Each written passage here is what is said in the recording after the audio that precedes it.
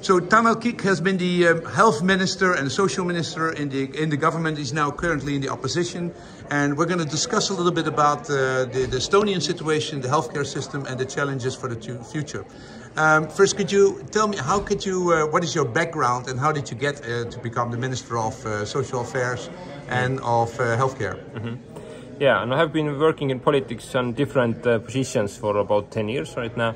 And I was the head of Prime Minister's office actually in 2016 until 2019, and after that I became the minister. That I was for 3 years in different governments. Yeah, and what is your background? What did you do study? I have finished entrepreneurship and project management, and I'm right now still studying European studies in MA. Ah, so you're a member of Parliament and you're also back to study. No, in a way, yeah, because I actually have finished all the needed classes, but I have not finished my MA thesis yet. I have postponed it for a few years already now, and I have to do it. Yeah. So let's first talk about the situation Estonia is in now with the crisis. Everything is with crisis, the COVID crisis, the Ukraine crisis.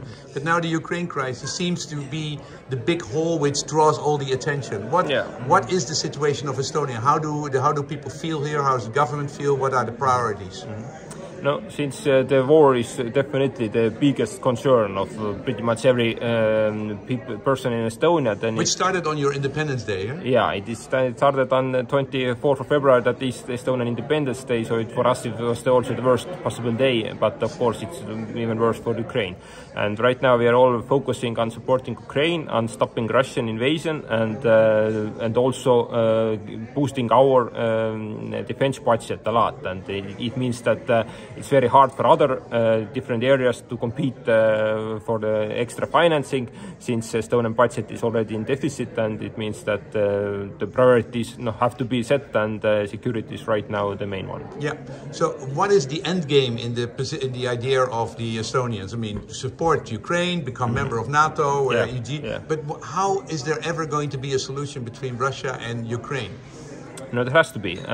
Just like right now, the Baltic states are all European Union and NATO since 2004. I don't think that maybe Putin likes it, but it's the reality that he has to face. And this is also something that we want for Ukraine, that to become a partner and a member of European Union and NATO, and to have a sustainable peace in Europe. Yeah, and that's of course what we all want. But do you think that's in any way possible with somebody like Putin in Russia, or will it be a war which will last for 10 years or 15 years until he gets out of the picture? I think we have to be ready that this war may last for a few years at least, and we already have seen it, that actually the war started in 2014 when Russia occupied Crimea and a big part of eastern Ukraine.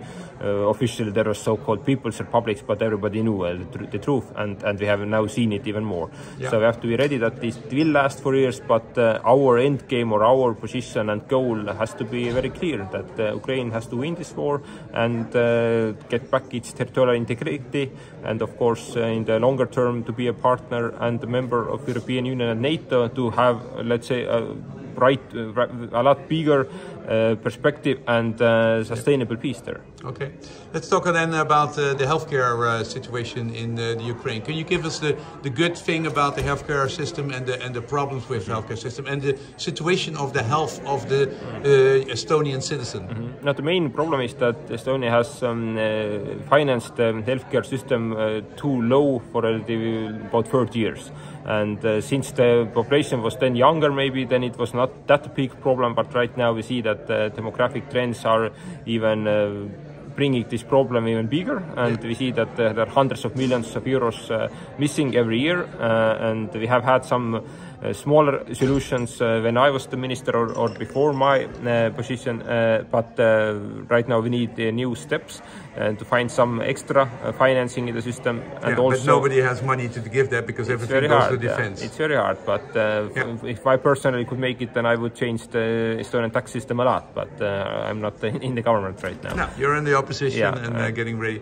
Okay, but the average age from a man is 66 and a woman is 72. If you compare that with the healthy years in Sweden or other in Europe, it's very low. Where does that come from? Yeah, no, Estonian people tend to work a lot, maybe too much, and also we still see the alcohol consumption and tobacco consumption is too high. We see a lot of cardiovascular diseases, tumors, and also not everybody is taking part of the screening programs that we have in Estonia. Yeah. So we have a lot of work to do also inside the health system, but even more outside of the health system. Moving enough, eating more healthily, and of course lowering the alcohol consumption and other not is so that good. With younger people better? I mean, is it just a 50-year Soviet Union kind of style? It's different. With younger people, I think the alcohol consumption and tobacco consumption is better than it was in the older generations, but the people are not moving enough in the schools, in the kindergartens, and also the sitting lifestyle and working style is a very big problem, because we know that sitting is also very bad for everywhere. Health. Yeah. But in Estonia is a big problem. Okay, then if you look at, we all know you because of the digital system. How good is the digital healthcare system which manages the whole healthcare system? It could be a lot better, and we are also working on it because we have also different hospitals, different private companies, family doctors, and bringing together those systems to interact with each other for the data to move more logically, and also to analyze it better. We have a lot of work to do here, and I'm very much hoping that we will manage to also use the AI solutions in the future to really boost digital data movement, and also to give people a lot better health services. Yeah, it is very efficient, right? I mean, the whole percentage of cost which it costs to manage the system is pretty low. Yeah. No, Estonian system is very efficient, but we see that the AI produces extra options and possibilities, and it have to be one of the first ones to take that into work, and also at the same time we still need extra financing in the health system because of the demographic situation. Yeah, you say 20% of the healthcare of citizens is because of the healthcare system, and 80% is because of moving. Moving to prevention, is that a political thing which people agree to, which the system wants? Yeah, no, I think that just like in all democracies, not everybody is on the same page here, but and then you also have to focus and understand that you have different groups, that you have to more focus on prevention with younger people, with middle-aged generation, but it's very hard to say for those who are right now 70 or 80 plus, who have a lot of different diseases, just to say that they eat more healthily. This is not the solution for them anymore, and of course they can also do some changes in their maybe diet and habits, but they still need treatment, they need pharmaceuticals, they need other kind of doctors and nurses and professionals. Yeah, but the move for a society to go from fixing health problems after they occur or to more preventive care, that needs to be political, environment, healthcare, but it needs to education. Yeah. Is that something which is important, which is in the minds, which is important, or is it still a lot of work to do? For me, it seems that right now it's something that the health system workers agree and understand, and right now we are trying to influence and argue maybe all the other ministries that they have to work on those topics as well in their sphere. Is it education? Is it culture? Is it economy? All those spheres have to contribute also in people's work environment, living environment, habits, education, etc., to have actual impact. So we right now first need to get the public sector. A lot of ministers have to work together, and they have also other things to do. So that's not important yet? Yeah, no, that's not. I think they all agree that it's an issue, but it's not their priority yet, and we are trying to work it to be, this has to be a priority of the whole public sector, and then it's a lot easier also to get the people involved. Yeah, you if you have a crisis, it's really an opportunity. You were Minister of Health during the COVID crisis.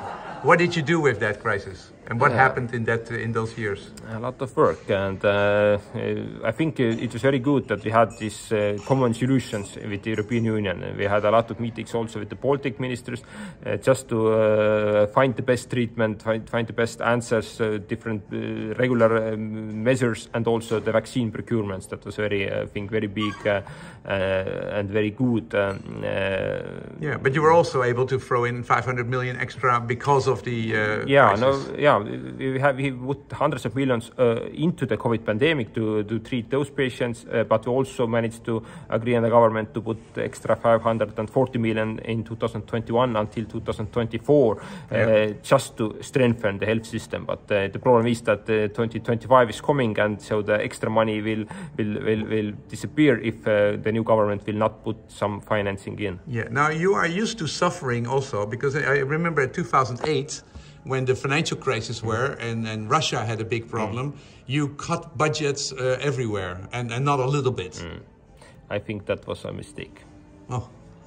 But they did, right? I mean, yeah, the government did it, but I think this was not the best procurement of the crisis, because we had huge unemployment, more than 100,000 people, more than 20%.